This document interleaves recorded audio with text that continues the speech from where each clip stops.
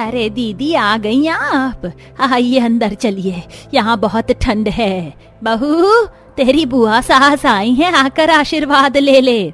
अपनी सास के कहने पर पूजा जल्दी से बाहर आती है और अपनी बुआ सास के पैर छूकर आशीर्वाद लेती है। और तभी उसकी नजर घर के बाहर अपने बगल वाले घर पर पड़ती है, जहां वो अपनी सबसे अच्छी दोस्त रजनी को अपनी सास के साथ सब्जी लेते देखती है। अपनी दोस्त को अपने सामने देख पूजा बहुत खुश होती है और अपनी बुआ सास को भूलकर अपनी दोस्त के पास जाकर उससे बातें करने लगती है। रजनी, तो तू भी इसी मोहल्ले की बहू है? हम दोनों एक दूसरे की पड़ोसन हैं, ये आज पता चल रहा है। सच में यार, तुझे अपनी पड़ोसन के रूप में पाकर भी बहुत खुश हूँ। चल अंदर चलकर थोड़ी सी बातें करते हैं। तुम दोनों एक दूसरे को जानती हो?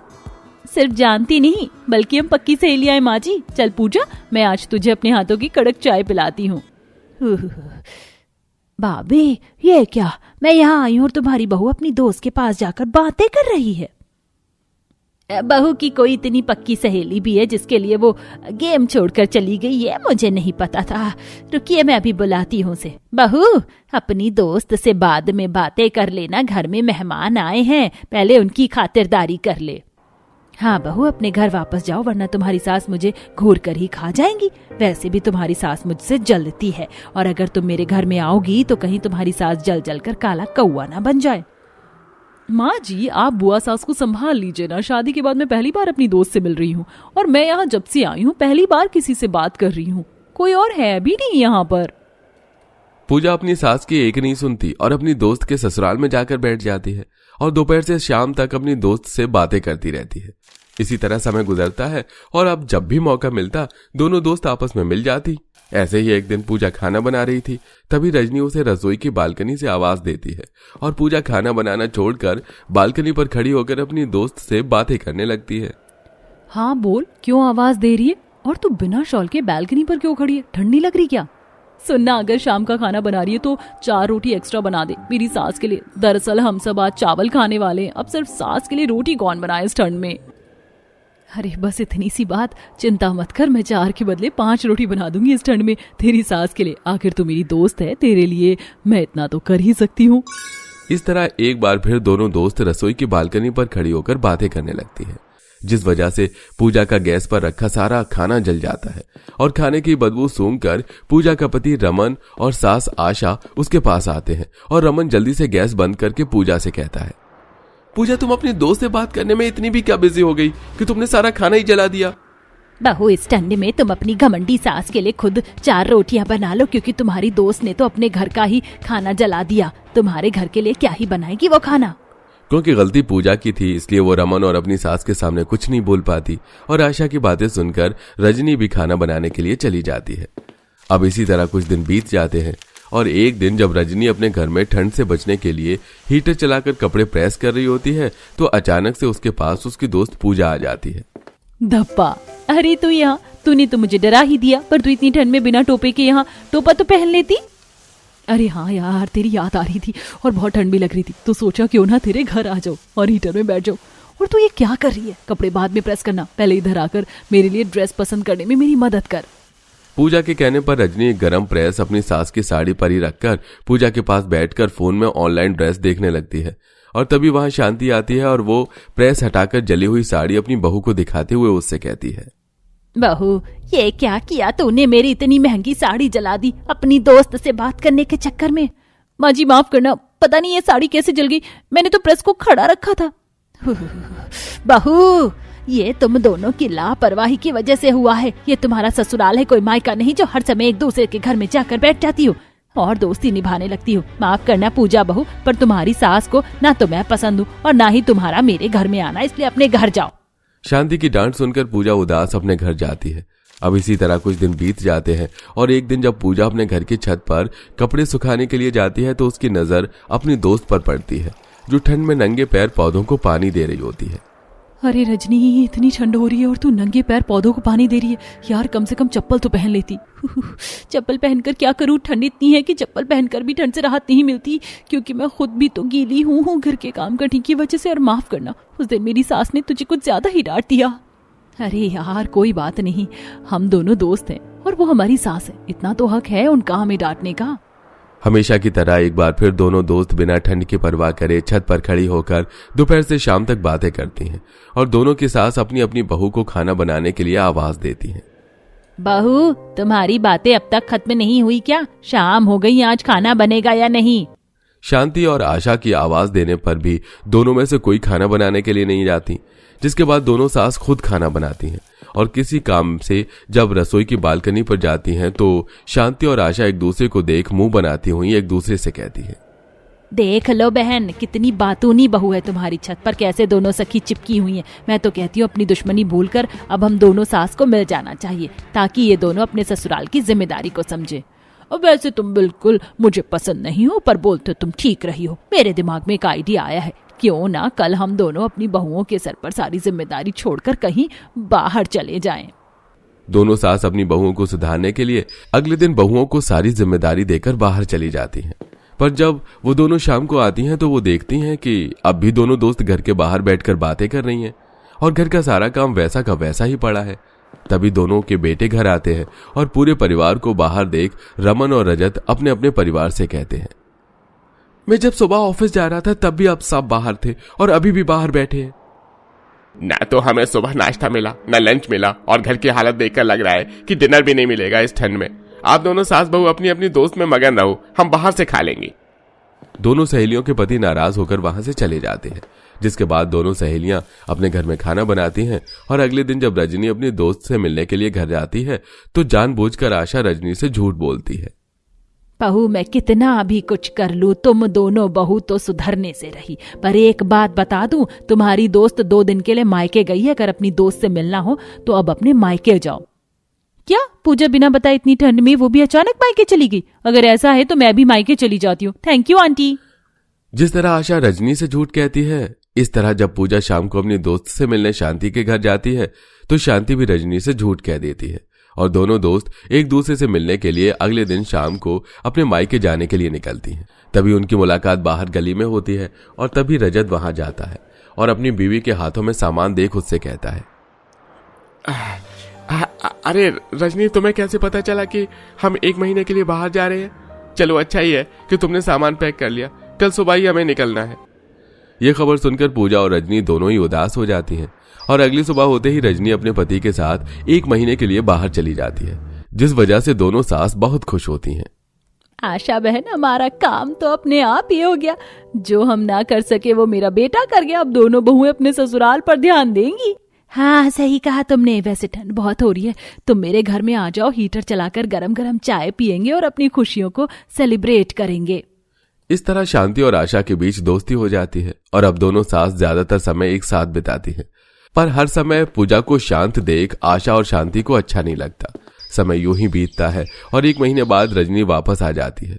पर वापस आने के बाद रजनी थोड़ी बदली थी और अपने काम में लगी थी। वहीं पूजा भी उससे मिलने नहीं आई थी। अरे रजनी, तू अपनी सहेली से मिलने नहीं गई? नहीं माँ जी, बहुत काम पड़ा है, इसे कर लूं पहले, फिर मिलूंगी उससे। इस 1 महीने में एक दूसरे से दूर रहे तो एहसास हुआ कि दोस्ती तो जरूरी है, पर ससुराल के प्रति अपनी जिम्मेदारी भी जरूरी है। अब हम सारा काम करके फ्री टाइम में मिला करेंगे। चलो, देर आए दुरुस्त है। वैसे आशा और मैं भी दोस्त बन गए हैं। तू काम खत्म कर, फिर हम दोनों साथ में चलते हैं। इस तरह से वक्त के साथ दोनों सहेलियों को खुद ही अकल आ जाती है। वहीं रजनी काम खत्म करके अपनी सास के साथ पूजा के घर जाती है और दोनों सहेलियों के साथ उनकी सास अपनी बहुओं की तरह वो भी साथ में मिलकर टाइम स्पेंड करती हैं। उफ, ये पराठा तो फिर से फट गया। ये मूली के पराठे बनाने में भी बहुत झंझटबाजी है। अरे बहू, ओ बहू, कहाँ रह गई? सभी की प्लेट खाली पड़ी है, मूली के पराठे तो लिया। देवरानी जी, मेरे पराठे में मूली जरा ज्यादा भरना, ठीक है? और जरा जल्दी बना कर लाओ। अरे आ रहा है। ये मूली के पराठे बनाना राई का पहाड़ बनाने जितना मुश्किल है। मेरा बस चले तो पराठों में मूली की बजाय गोला बारूद भर दूं, ताकि खाते ही मेरे ये ससुराल वाले उड़कर सीधा अंतरिक्ष में पहुंच जाएं। पता नहीं कैसे पेटू ससुराल वालों से पाला पड़ा है। मेरी तो जिंदगी तबाह हो गई है। ये है हमारी परेशान बहू परिधि। गुस्से में लाल पीली होकर परिधि को मूली के पराठे बनाते देखकर आप उसके गुस्से को माप ही सकते हैं। जहाँ ठंड के मौसम में मूली के पराठे हर कोई खाना पसंद करता है, आखिर क्यों परिधि अपने ससुराल वालों को कोस रही है? तो चलिए प्यारे दर्शकों, पेश करते हैं कहानी के पिछले भाग से। जहां शांति मोहल्ले में मूली के पराठे खाने वालों के नाम से मशहूर पाठक परिवार में ठंड के मौसम में भी सुबह के 5 बजते रसोई के अंदर लाइट जल रही है और घर की बड़ी बहू जूली झपकी लेते हुए मूली घिस रही है। किचन का हाल कुछ इस कदर है जैसे कूड़ेदान में कूड़ा मचा हुआ हो। ओफो, ये मूली तो बर्फ जितनी ठंडी है, इसे घिसने से मेरे हाथों की कुल्फी जम रही है। अभी तो आटा भी लगाना बाकी है। मेरी हालत तो जैसे हलवाइयों जैसी हो गई है। शादी वाले घर में भी मुझको एक पल का चैन नहीं है। पदोमती देवी के परिवार में शादी का माहौल छाया हुआ है क्योंकि आज पदोमती अपने छोटे बेटे प्रतीक की शादी करवा रही है। पूरा परिवार खाने पीने के मामले में बहुत ही पक्का है। खासकर मूली के पराठे सबके पसंदीदा हैं। बड़ी धूमधाम से परिधि और प्रतीक की शादी हो जाती है। परिधि अपने आलीशान ससुराल में आ जाती है जहां जेठानी जूली उसका स्वागत करती है। आइए आइए मेरी प्यारी देवरानी जी, आपका स्वागत है। इतने सालों से रसोई की जिम्मेदारी मैंने संभाली हुई थी, अब तो मैं भी आपसे सेवा पानी करवाऊंगी। जेठानी हूँ आखिर अब मैं। वैसे आपको मूली के पराठे बनाना तो आता है ना? वो क्या है ना कि हम सब लोग मूली के पराठे के शौकीन हैं। परिधि मुस्कुरा कर बोलती है। जी बिल्कुल जेठानी जी, आलू, मूली, पालक, मेथी, मुझे हर तरह के पराठे बनाने आते हैं। तभी नंद काव्या बोलती है, फिर तो हमारी खूब जमेगी परिधि भाभी। क्या मतलब? मैं कुछ समझी नहीं। वो तो आपको किचन में जाने के बाद में समझ में आ जाएगा भाभी, अभी आप नई नवेली हो ना, धीरे धीरे सब समझ जाओगी। अगले दिन परिधि चूल्हा चढ़ाई की रस्म के लिए रसोई में आती है। वहीं सास जेठानी दरवाजे पर खड़ी होती है। तभी मोहल्ले में मूली बेचने वाला आता है। ताजी ताजी मीठी मीठी ले लो, मूली ले लो, आ जाओ मूली ले लो।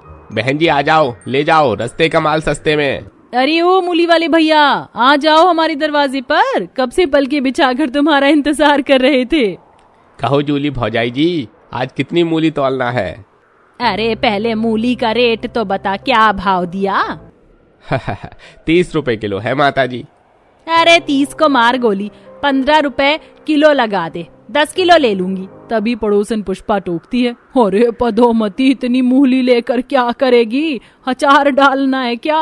अरे नाना, घर में नई नवेली बहू आई ना, उसके हाथों के मूली के पराठे बनवा कर खाएंगे।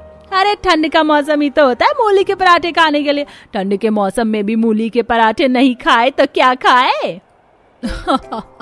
तभी तो मैं सोचूं मोहल्ले में सुबह होते ही किसके घर से धड़ाम धड़ाम बुफर की आवाज आने लगती है। तो वो महान घर तेरा ही है। अरे अब इतनी तारीफ मत कर पुष्पा, चल जूली बहू। सास और जेठानी मूली लेके रसोई में आ जाती है। इतनी सारी मूली देखकर परिधि घबराते हुए बोलती है, अरे माँ जी, जेठानी जी, इतनी सारी मूली, अचार डालना है क्या? लो कर लो बात। देवरानी जी, मूली के तो केवल पराठे मस्त लगते हैं। वो क्या है ना, सर्दी के मौसम में हमारे परिवार में 3 टाइम मूली के पराठे ही बनते हैं। सब लोग बड़े शौक से खाते हैं। 3 टाइम मूली का पराठा खाने की बात से बेचारी हमारी नई नवेली बहू को 104 डिग्री का बुखार चढ़ जाता है। 3 टाइम मूली के पराठे? पूरी फंस गई परिधि। अब तेरा क्या होगा? पता नहीं कैसे भुक्कड़ के खानदान में आ गई। चल बहू, टाइम मत गवा, जल्दी से मूली के पराठे बना दे, पेट में चूहे दौड़ रहे। और कल से जल्दी नाश्ता बनाना, हमारे घर में सब लोग सुबह के 5 बजे नाश्ता करते हैं। परिधि किचन में आकर जल्दी जल्दी मूली को घिसने लगती है और मसाला तैयार करके परात में बहुत सारा आटा लगाकर पराठे बनाकर पेश करती है। अरे वाह मम्मी मम्मी, चाची ने कितने यम्मी और टेस्टी पराठे बनाए हैं। सच में नई बहू ने एकदम खस्ता मूली के पराठे बनाए हैं। ढाबे के पराठे भी फेल है इसके आगे तो। जा बहू, और पराठे लिया। जी पापा जी, अभी लाई। हे भगवान, पूरे के पूरे 4 किलो आटे का पराठा खा चुके हैं ये लोग। अब और कितना ठूसेंगे? मेरी तो रेल ही बन गई आज तो। सभी को मूली के पराठे खिलाने के बाद परिधि ठंड में पानी में बर्तन साफ करती है। हे भगवान, पानी बिल्कुल बर्फ जितना ठंडा हो रहा है। इतने सारे प्लेट मांजने में मेरी तो मौत आ रही है। शुक्र है बर्तन साफ तो हो गए, अब जाकर बिस्तर में दुबक जाती हूँ। जैसे ही परिधि जाने के लिए मुड़ती है तभी दोनों नंद, काव्या और नव्या दोबारा से मूली के पराठे बनाने का फरमान लेकर आ जाती हैं। भाभी, माँ ने कहा सबके लिए पुदीने की चटनी और मूली के पराठे बना दो। फिर से? अभी तो कुछ देर पहले ही आप सब लोगों ने मूली के पराठे चरे हैं, अब मेरा मतलब खाए हैं। भाभी, ये बड़ी भाभी ने आपको बताया नहीं था क्या? हमारे घर में डेली 3 टाइम पराठे बनते, अब बना दो। ऐसा बोलकर काव्या फुसकी पाद मारकर वहां से खिसक लेती है। ये भगवान, कितनी बदबूदार फुसकी पाद मारी है। मैं तो नाक का बाल जला दिया। हाय हाय मेरी फूटी किस्मत, कैसे लोगों से पाला पड़ गया। ऐसे ही हर दिन का सिलसिला जारी था। बेचारी परिधि को रसोई में 3 टाइम भर भर कर मूली का पराठा बनाने में जंग लड़नी पड़ती थी, क्योंकि पराठे आसानी से बनते नहीं थे।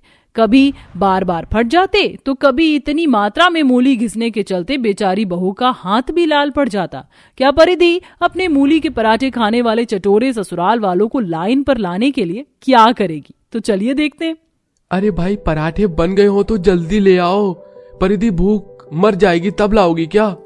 परिधि प्लेट में बहुत सारे मूली के पराठे टेबल पर हाजिर करती है। वाह भाई वाह बहू, क्या गजब के मूली के पराठे बनाया तूने, दिल गार्डन गार्डन कर दिया।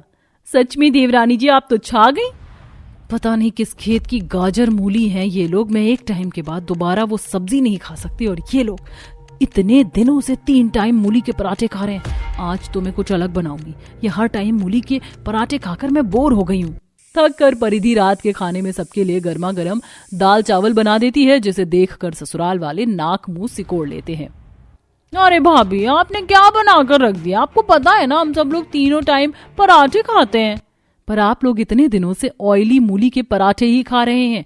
मूली के पराठे ज्यादा मात्रा में नहीं खाना चाहिए, क्योंकि वो गैस बनाता है। इंसान को सादा खाना भी खाना चाहिए। आप लोगों को अच्छा लगेगा, खाकर तो देखिए। नहीं बहू, ये दाल चावल तू खा, हमारे लिए तो पराठे ही बना दे। बेचारी परिधि को अपने ससुराल वालों के पराठे के खाने के ऑर्डर पर डबल मेहनत करनी पड़ती है, मगर 3 टाइम मूली के पराठे खाने से पूरे परिवार में सबको गैस की समस्या रहने लगती है। खाने की टेबल पर ही सब लोग खाते और बम छोड़ते रहते। भाई वाह, मेरा पेट तो हाउसफुल हो गया। आह, अब जाकर हल्का लग रहा है। सासू माँ, जब आपको मूली के पराठे हजम नहीं होते तो आप खाती क्यों हैं? खा खाकर विस्फोट फैलाती रहती हैं। अरे कोई नहीं बहू, चूरन खा लेंगे। इंसान को खाने पीने के मामले में पीछे नहीं हटना चाहिए। समझाना मेरा फर्ज था। कहीं कल को ऐसा ना हो कि आप लोगों को अपनी चटोरी जुबान की वजह से पछताना पड़े। सब लोग बहू की बात को एक कान से सुनकर दूसरे कान से निकाल देते हैं, और एक दिन सुरेंद्र को गैस सीने में जकड़ लेता है, जिससे सब लोग घबरा कर डॉक्टर को बुलाते हैं। डॉक्टर साहब, पिताजी को क्या हुआ है? आप लोग इतने केयरलेस कैसे हो सकते हैं? इन्हें एसिडिटी हुई है, वो भी बहुत ही बड़ी मात्रा में। इन्हें गैस की समस्या रहती है, फिर भी आप लोग मूली के पराठे खाते हैं। आपको पता है, गैस की समस्या अगर सीने में जकड़ ले तो इंसान का हार्ट फेल भी हो सकता है।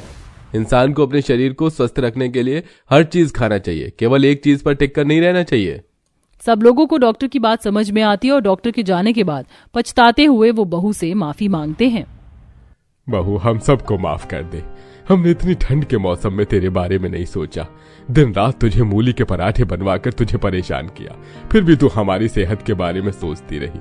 अब हमारे घर में हफ्ते में 1 बार मूली का पराठा बनेगा, बाकी हम सादा खाना खाएंगे। सुन लिया सबने? शुक्र है इस मूली के पराठे से पीछा तो छूटा।